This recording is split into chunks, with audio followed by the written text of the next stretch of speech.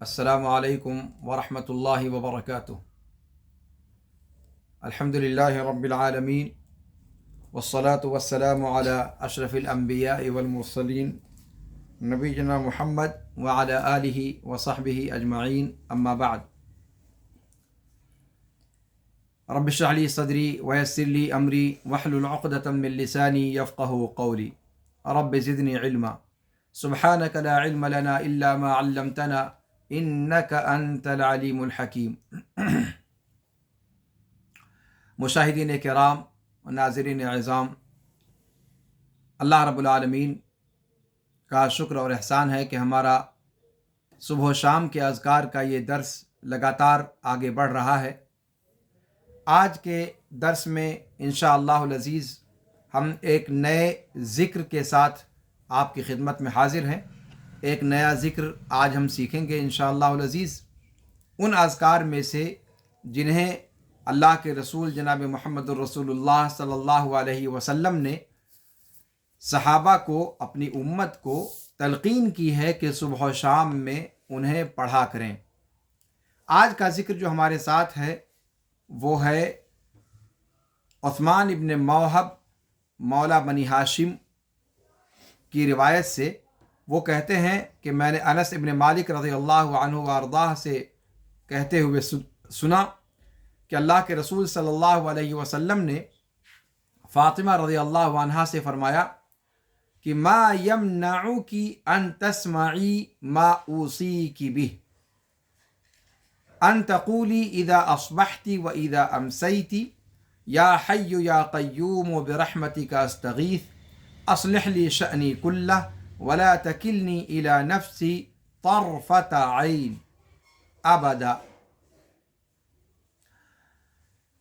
کہتے ہیں کہ اللہ کے رسول صلی اللہ علیہ وسلم نے فاطمہ رضی اللہ عنہا وارضاہا سے فرمایا کہ تمہیں کس چیز نے روکا کہ تم اس وصیت کو سنو جو میں تم سے کر رہا ہوں، اس تاکیدی نصیحت کو سنو جو میں تم سے کر رہا ہوں، اور وہ یہ کہ تم جب صبح ہو اور جب شام کرو تب کہو کہ یا حی یا قیوم برحمتک استغیث اصلح لی شأنی کلہ ولا تکلنی الی نفسی طرفۃ عین ابدا، کہ اے حی اے قیوم، تیری رحمت کے وسیلے سے میں تجھ سے فریاد کرتا ہوں، میرے سارے معاملات کو درست فرما دے اور مجھے میرے نفس کے حوالے نہ کر پلک جھپکنے کے برابر بھی کبھی بھی۔ یہ ذکر ہے جس پر انشاءاللہ آج گفتگو آپ کے سامنے ہوگی۔ یہ روایت حسن درجے کی ہے، اور امام نسائی نے عمل الیوم واللیلہ کے اندر اس کو ذکر کیا ہے، اپنی سنن کبریٰ کے اندر نقل کیا ہے، ضیاء الدین مقدسی نے مختارہ میں اس کو نقل کیا ہے، امام حاکم نے مستدرک میں، بیہقی نے شعب الایمان میں، اسماء و صفات کے اندر، اسی طریقے سے حافظ بزار نے اپنی مسند کشف الاستار میں، ابن سنی نے عمل الیوم واللیلہ میں، امام طبرانی نے اپنی معجم الاوسط میں، اور امام حیثمی نے مجمع الزوائد میں کہا کہ امام بزار نے اس کو روایت کیا ہے اور اس کے رجال صحیح کے رجال ہیں عثمان ابن موہب کو چھوڑ کر، اور وہ ثقہ ہیں۔ امام نسائی، امام منذری نے ترغیب و ترہیب کے اندر بھی اس کو نقل کیا ہے، اور حافظ بن حجر نے نتائج الافکار کے اندر، اور اس کی سند کو حسن غریب کہا ہے، اور امام نووی کی الاذکار کے اندر بھی امام نووی نے ذکر کیا ہے، اور ارناؤط نے اس کی سند کو حسن کہا ہے۔ اسی طریقے سے زاد المعاد کے اندر ابن القیم نے اس کو نقل کیا ہے، اور زاد المعاد کے دونوں محققین نے اس کو حسن کہا ہے۔ اسی طریقے سے علامہ البانی رحمہ اللہ نے سلسلہ صحیحہ میں 227 نمبر پر اس روایت کو حسن قرار دیا ہے، اور صحیح الجامع میں 5820 نمبر پر اس کو ذکر کیا ہے، اور صحیح الترغیب و ترہیب میں پہلی جلد صفحہ نمبر 273 پر اسے نقل فرمایا ہے۔ اس طریقے سے اس روایت کی تخریج ہم نے دیکھ لی اور اس روایت کا حکم سن لیا۔ گویا یہ ذکر نبی پاک صلی اللہ علیہ وسلم سے صحیح سند سے ثابت ہے کہ یا حی یا قیوم برحمتک استغیث اصلح لی شأنی کلہ ولا تکلنی الی نفسی طرفۃ عین ابدا۔ اب آئیے تحفۃ الذاکرین سے امام شوکانی رحمہ اللہ نے اس ذکر کی تشریح میں جو بات نقل کی ہے وہ میں آپ کے سامنے پیش کروں۔ امام شوکانی رحمہ اللہ فرماتے ہیں کہ یہ حدیث جوامع الکلم میں سے ہے، اس لیے کہ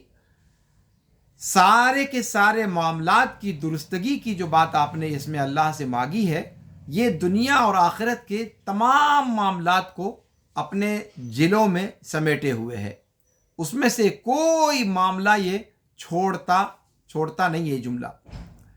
تو اس دعا کا کہنے والا یا اس ذکر کا کہنے والا جب اللہ رب العالمین اس پر انعام کر دے اس ذکر کو قبول کر کے، تو گویا اس نے دنیا اور آخرت کے سارے دونوں کے خیر کو جمع کر لیا اپنے اندر۔ اسی طریقے سے اس حدیث کے اندر ایک بندہ مومن کس طریقے سے اپنے دنیا اور آخرت کے معاملات کو اللہ رب العالمین کے سپرد کر دیتا ہے، اس کے اندر وہ صفت بھی ذکر کی گئی ہے کہ بندہ اپنے نفس پر تکیہ نہیں کرتا، اپنے زور بازو پر بھروسہ نہیں کرتا، اپنے حول اور قوت پر بھروسہ نہیں کرتا، چاہے جتنا پہلوان ہو، چاہے جتنا مالدار ہو، چاہے جتنا تندرست ہو، بلکہ اس کا سارا جو تکیہ ہوتا ہے، جو سارا کا سارا سہارا ہوتا ہے، وہ اللہ رب العالمین کی ذات ہوتی ہے۔ اور یہ انسان کے ایمان کی عظمت کی دلیل ہے، اور اس بات کی دلیل ہے کہ وہ بندہ اہم ترین صفت سے متصف ہے، اور ایمان کی سب سے عظیم ترین جو صفت ہے اس صفت سے کامل طریقے پر متصف ہے۔ شیخ الاسلام امام ابن تیمیہ رحمہ اللہ فرماتے ہیں کہ اللہ رب العالمین کے وسیلے سے فریاد طلب کرنا، یہ در حقیقت اللہ رب العالمین ہی سے فریاد طلب کرنا ہے۔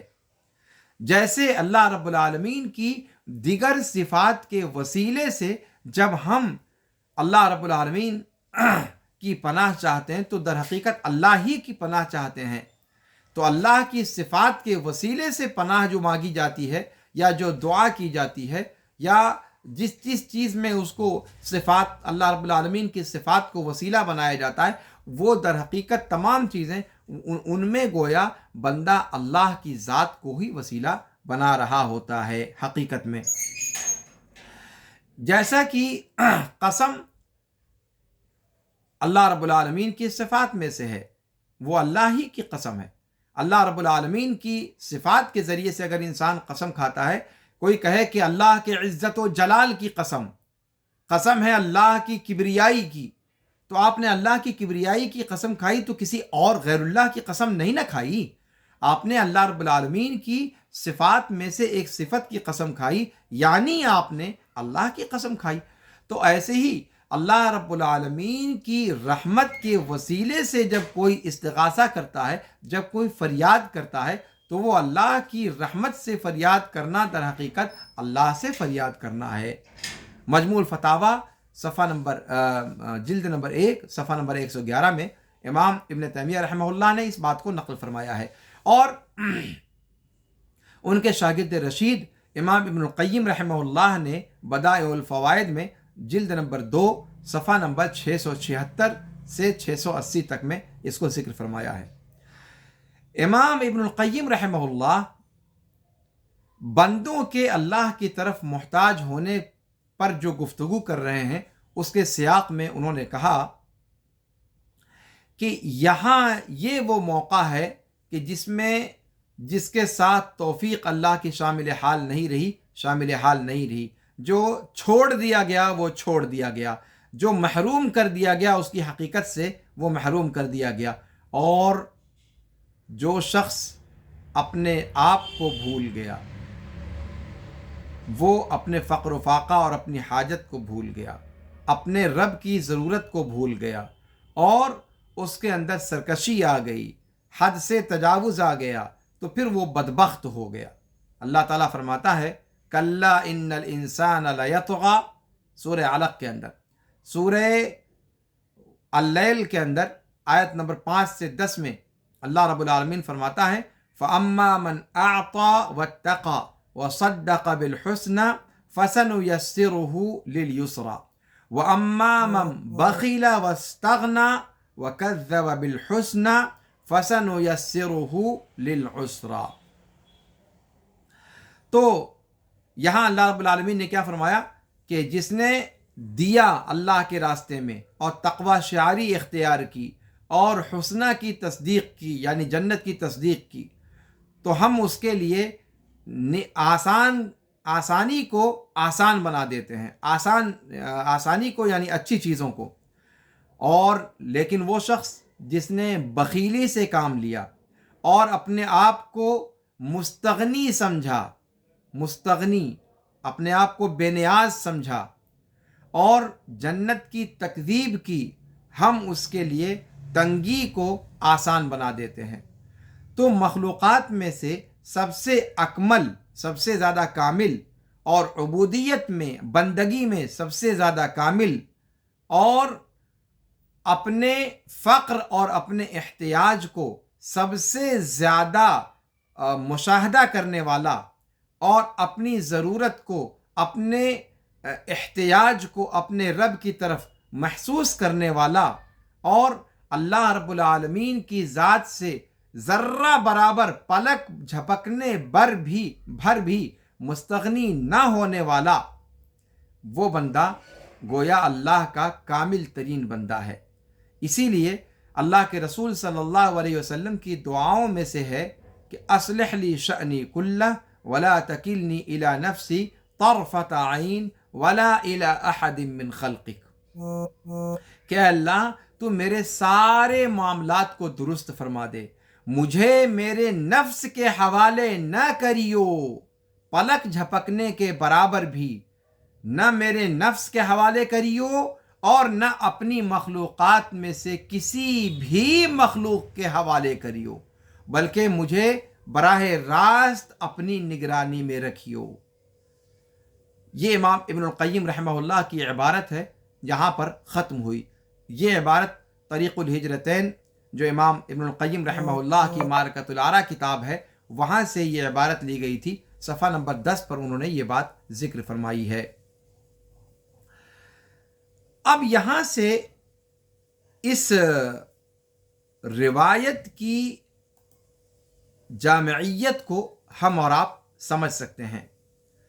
اس میں اللہ کے رسول صلی اللہ علیہ وسلم نے شروعات کی ہے یا حیو یا قیوم سے،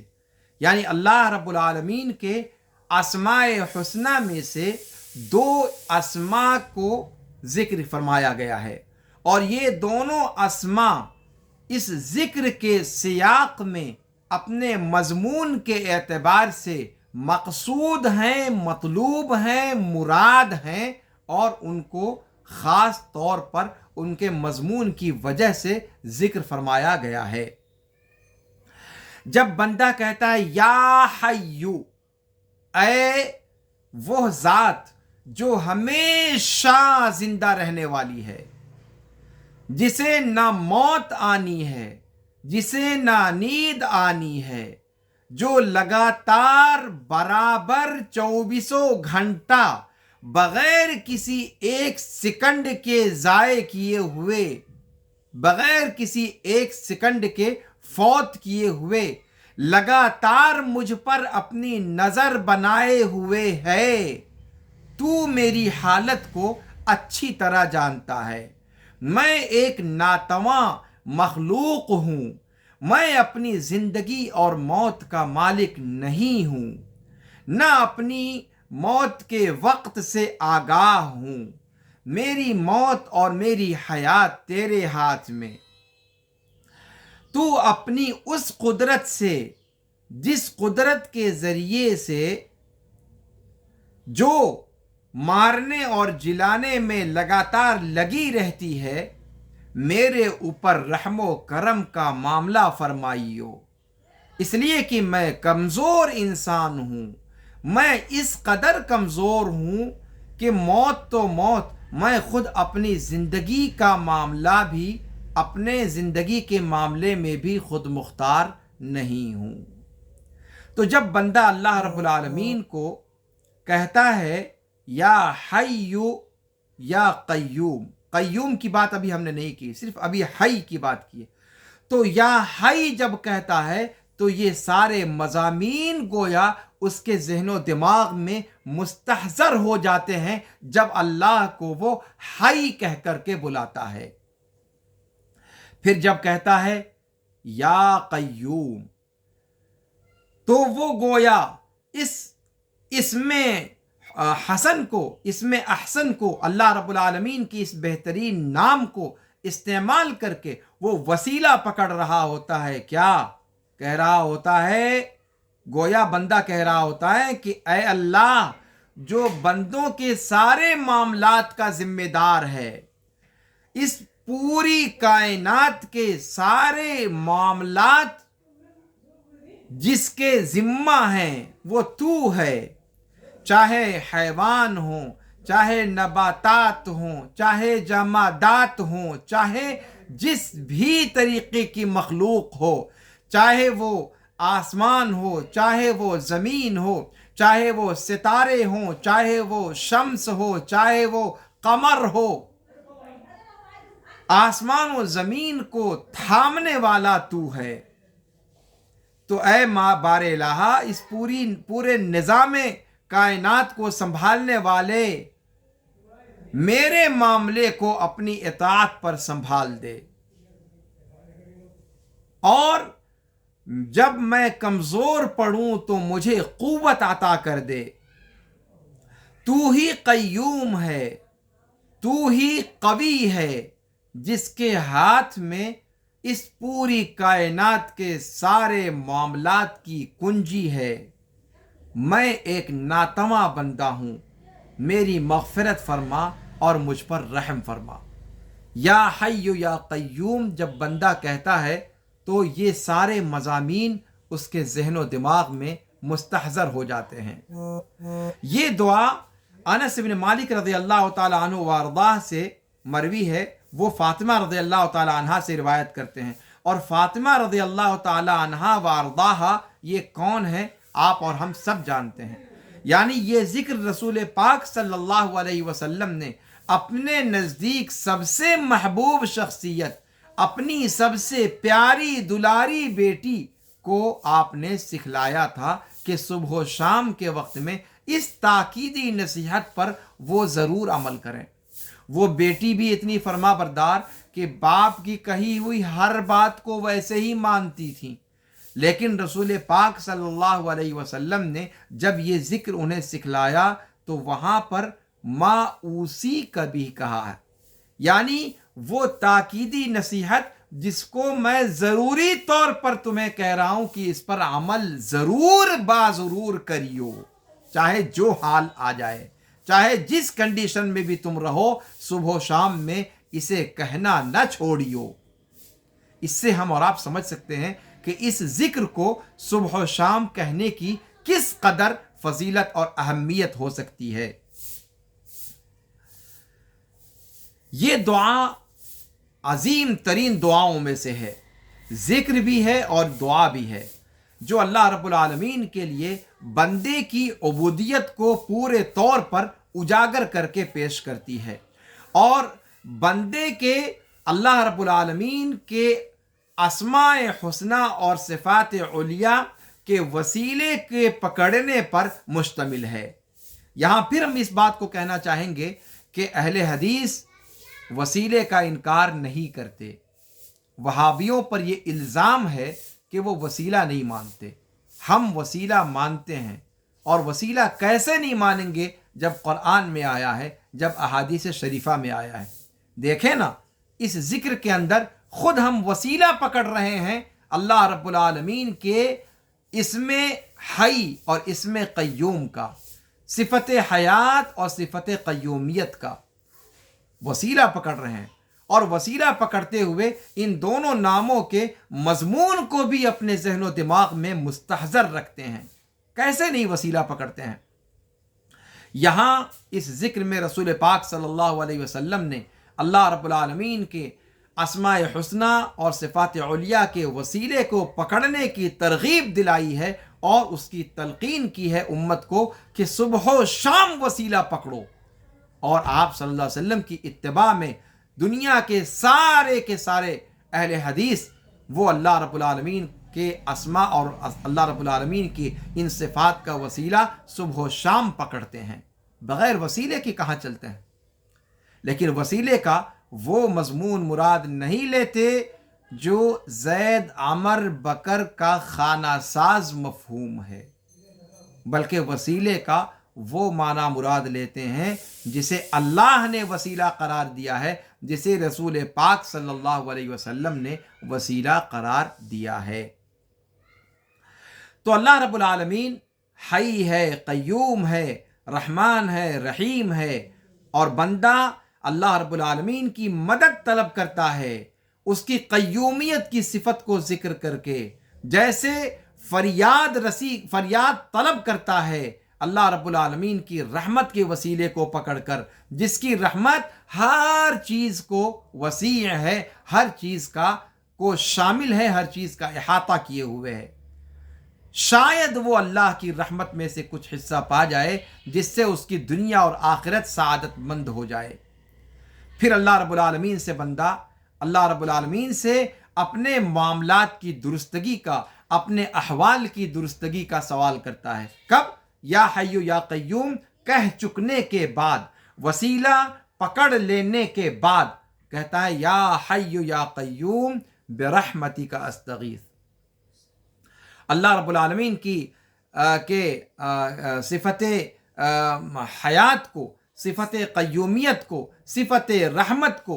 ज़िक्र करता है और अल्लाह रब्बुल आलमीन के अस्मा को ज़िक्र करता है, हय और क़य्यूम को। और इन सब चीज़ों का वसीला पकड़ने के बाद दुआ क्या करता है? अस्लिह ली शअनी कुल्ला, ऐ बारे इलाहा जिसके ये नाम हैं, जिसकी ये सिफ़ात हैं, तुझको तेरे इन नामों का वसीला, तुझको तेरी इन सिफ़ात का वसीला, तू मेरे सारे मामलात को दुरुस्त फरमा दे, सारे मामलात को। फिर वो हमारे मामलात हमारे घर से मुताल्लिक़ हों, हमारे परिवार से मुताल्लिक़ हों, हमारे अहले खाना से मुताल्लिक़ हों, हमारे पड़ोस से मुताल्लिक़ हों, हमारे साथियों से मुताल्लिक़ हों, हमारे कार अमल, हमारे मैदान अमल से मुताल्लिक़ हों, यानी हमारी ऑफिस से मुताल्लिक़ हो, हमारे कारखाने से मुताल्लिक़ हो, हमारी तिजारत से मुताल्लिक़ हो, हमारे पढ़ाई से मुताल्लिक़ हो, या हमारी जान से मुताल्लिक़ हो, या हमारे दिल से मुताल्लिक़ हो, या हमारी सेहत व तंदुरुस्ती से मुताल्लिक़ हो, हर चीज़ में मैं तेरा सहारा लेता हूँ। हर चीज़ जो मुझसे रिलेटेड है उन तमाम चीज़ों को तू क्या कर दे? दुरुस्त फरमा दे। अस्लिह ली शअनी कुल्ला, ऐ अल्लाह तू दुरुस्तगी को रख दे, आफियत को रख दे, मेरा नसीब बना दे, मेरा हिस्सा बना दे तमाम चीज़ों के अंदर। और ये सब अल्लाह रब्बुल आलमीन के फضل से हो सकता है। बंदा इसका मुस्तहिक नहीं है, ना बंदे की कोई जाह और कोई मकाम है कि वो अल्लाह ताला को मजबूर करे कि इस दुआ को अल्लाह ताला कबूल करे, बल्कि ये सिर्फ बंदा आजिज़ी के साथ, इनकिसारी के साथ अल्लाह रब्बुल आलमीन के फضل का तलबगार होता है। अल्लाह रब्बुल आलमीन पर कोई हक नहीं जता रहा कि तुझे वो करना होगा, नहीं, अल्लाह पर कोई चीज़ वाजिब नहीं होती, बल्कि बंदा अल्लाह के फضل का सवाल करता है। इसीलिए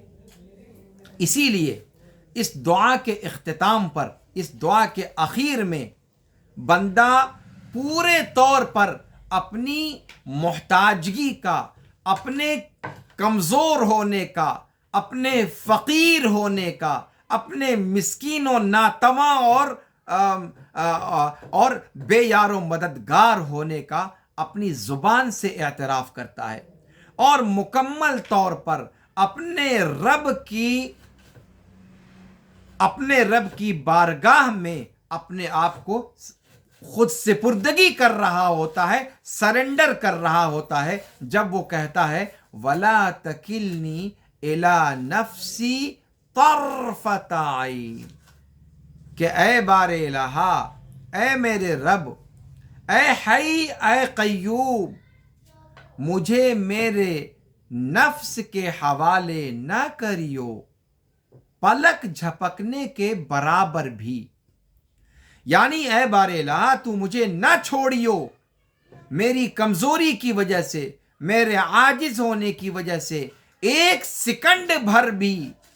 بلکہ ہر وقت تو میرے ساتھ رہیو، ساتھ رہیو،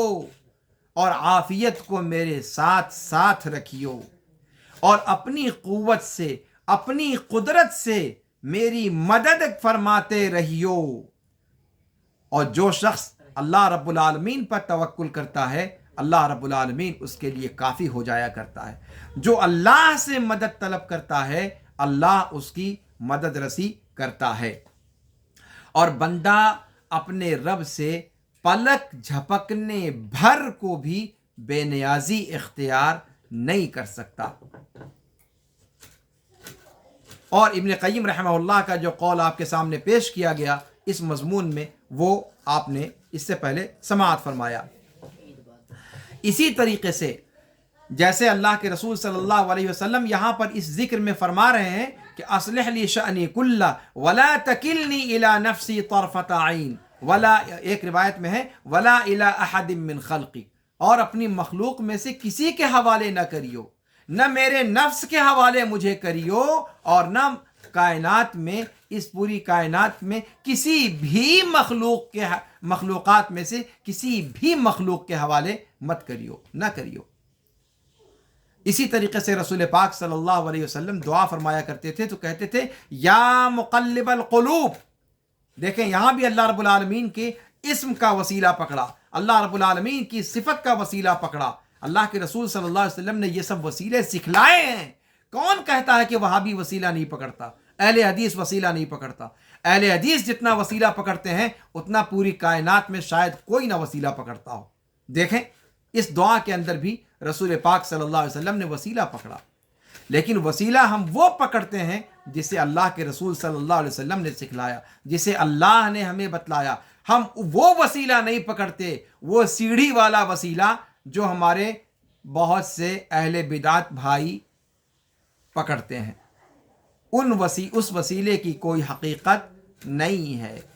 دامن پکڑ کے مچل جانے والے وسیلے کی ہمارے یہاں کوئی اوقات نہیں ہے۔ دامن کہاں سے پکڑو گے؟ دامن ہی جب نہیں ہوگا وہاں،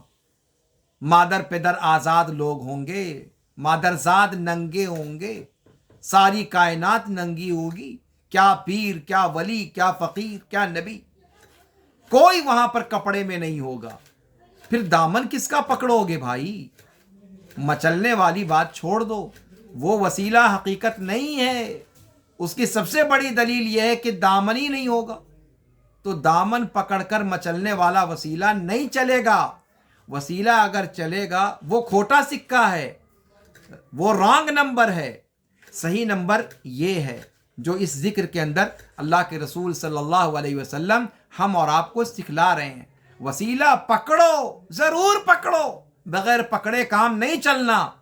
لیکن پکڑو کون سا وسیلہ؟ جس وسیلے کا ذکر آیا ہے، اللہ رب العالمین کی ذات کا وسیلہ، اللہ رب العالمین کے اسماء حسنہ کا وسیلہ، اللہ رب العالمین کی صفات علیہ کا وسیلہ،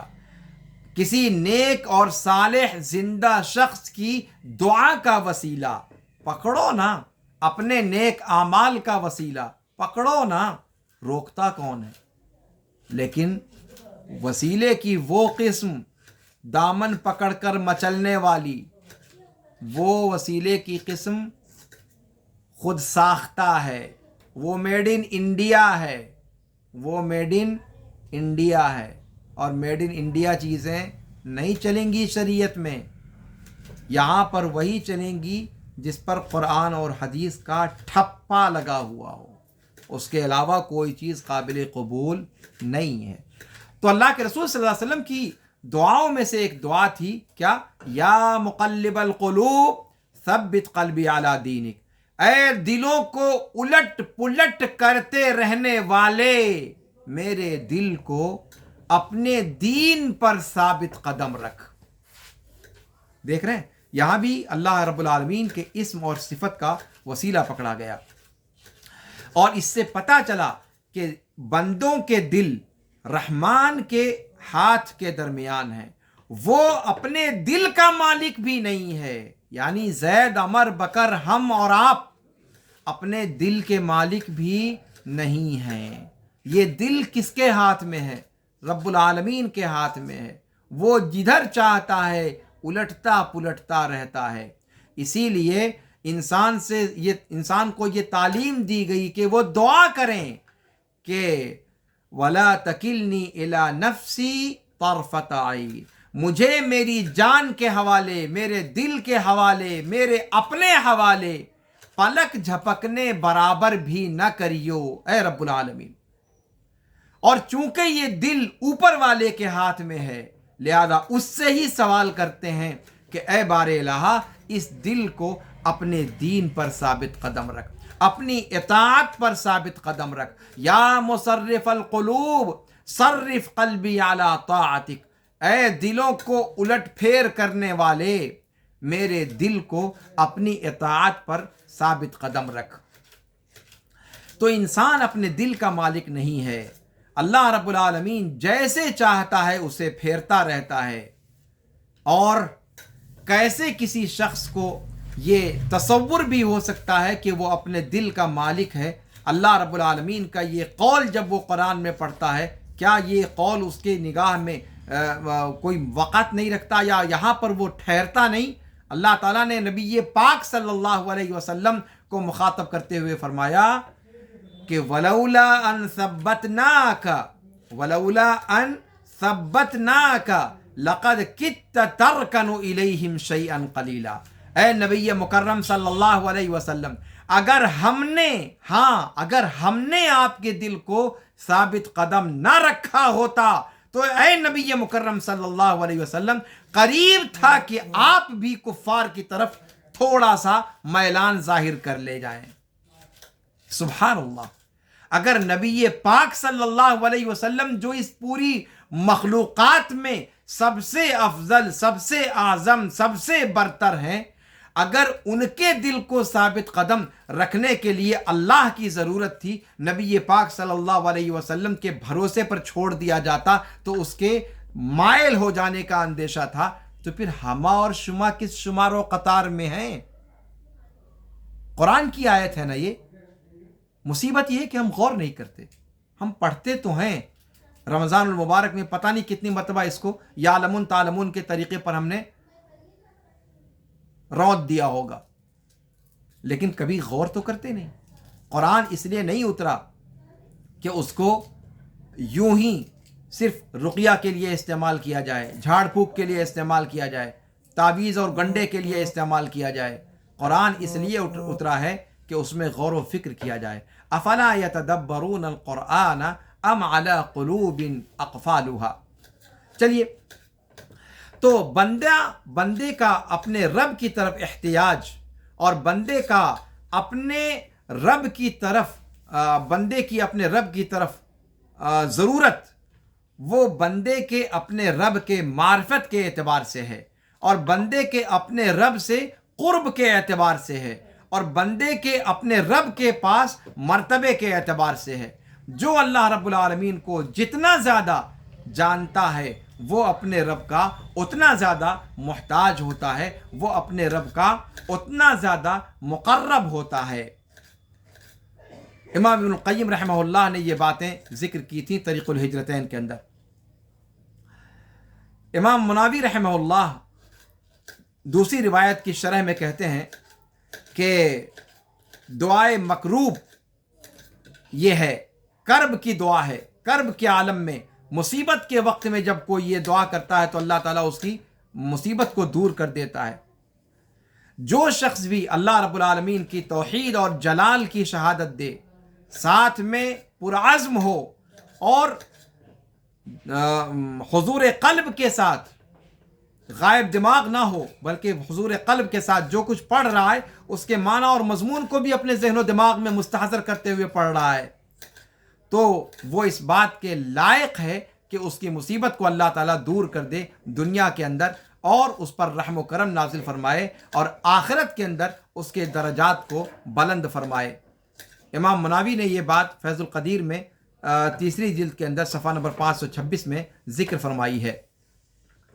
تو یہ اس ذکر کا اجمالی مضمون تھا جو آپ کے سامنے ذکر کیا گیا۔ اسی طریقے سے یہ بات بھی مصلحت سے خالی نہیں ہوگی یا فائدے سے خالی نہیں ہوگی کہ آپ کے سامنے میں بیان کر دوں کہ یا حی یا قیوم جس سے اس ذکر کا آغاز کیا گیا ہے، بہت سارے علماء کے اقوال میں یہ چیز ملتی ہے کہ اسم اعظم جو اللہ رب العالمین کا خاص نام ہے، جس کے بارے میں اللہ کے رسول صلی اللہ علیہ وسلم نے فرمایا کہ اسم اعظم وہ ہے کہ جو شخص اس نام کے ذریعے سے دعا کرے اللہ رب العالمین اس کے دعا کو قبول کرتا ہے، کوئی حاجت مانگے اللہ رب العالمین اس حاجت کو عطا فرماتا ہے۔ تو اسم اعظم یا حی یا قیوم کو کہا گیا ہے، اور ایک معتد بہ تعداد علماء محققین کی اس بات کی طرف گئی ہے کہ یا حی یا قیوم ہی اسم اعظم ہے، اور اگر یہ بات درست ہے تو پھر اس ذکر کی عظمت کو اور چار چاند لگ جاتے ہیں۔ اس لیے ہمیں چاہیے کہ اس ذکر کو لازم پکڑیں اور صبح و شام میں اس ذکر کو پڑھنے کا اہتمام خاص طور پر کریں۔ اللہ رب العالمین سے دعا ہے کہ اللہ رب العالمین ہمیں صبح و شام کے جو اذکار ذکر کیے جا رہے ہیں رسول پاک صلی اللہ علیہ وسلم سے صحیح اسناد سے جو ثابت ہیں، اللہ رب العالمین ہمیں ان پر مواظبت برتنے کی توفیق عطا فرمائے، ہمیشگی اور دوام برتنے کی توفیق عطا فرمائے، اللہ اسے ہمیں یاد کرنے کی توفیق عطا فرمائے، اور اپنے گھر میں ہر خرد و کلاں کو، بچوں کو، بوڑھوں کو، عورتوں کو، بہنوں کو، بیٹیوں کو، سب کو اللہ رب العالمین ہمیں توفیق دے کہ ہم ان کے یاد کرانے پر توجہ دیں، اور بچوں کو اسے یاد کرائیں، اور اس کی عظمت کو، اس کے مضامین کو بچوں کے ذہن و دماغ میں بیٹھائیں، تاکہ وہ صحیح عقیدے پر ان کی نشو و نما ہو، اور ایمان کی پختگی کے ساتھ اللہ رب العالمین پر ان کا حوصلہ بڑھے، حوصلے کے ساتھ اللہ رب العالمین پر ان کا یقین بڑھے، اللہ رب العالمین پر ان کا اذعان ہو، اللہ رب العالمین کی ذات سے محبت ان کے دلوں کے اندر پروان چڑھے، اور دنیا اور آخرت کی ہم خیر پا سکیں ان اذکار کی پابندی کے ذریعے سے۔ اللہ رب العالمین ہمیں اس پر کاربند بنائے، اللہ رب العالمین ہمیں جب تک زندہ رکھے اسلام پر زندہ رکھے، جب خاتمہ ہو تو خاتمہ بالخیر ہو، اور اس ماہ مبارک میں جتنی بھی نیکیاں ہم اور آپ کر رہے ہیں، چاہے وہ تراویح کی شکل میں ہو، تلاوت قرآن کی شکل میں ہو، روزے کی شکل میں ہو، قیام اللیل اور نوافل کی شکل میں ہو، یا پھر صدقات و خیرات کی شکل میں ہو، یا نیکی کا حکم دینے اور برائی سے روکنے کی شکل میں ہو، اللہ رب العالمین ان تمام نیکیوں کو شرف قبولیت بخشے، اور اللہ رب العالمین انہیں ہمیں ہماری دنیا اور آخرت میں فلاح و کامرانی کا ذریعہ بنائے۔ ھذا وصلی اللہ وسلم علی نبینا محمد وعلی آلہ وصحبہ اجمعین۔ سبحانک اللہم وبحمدک، اشہد ان لا الہ الا انت، استغفرک واتوب الیک۔ والسلام علیکم ورحمۃ اللہ تعالی وبرکاتہ۔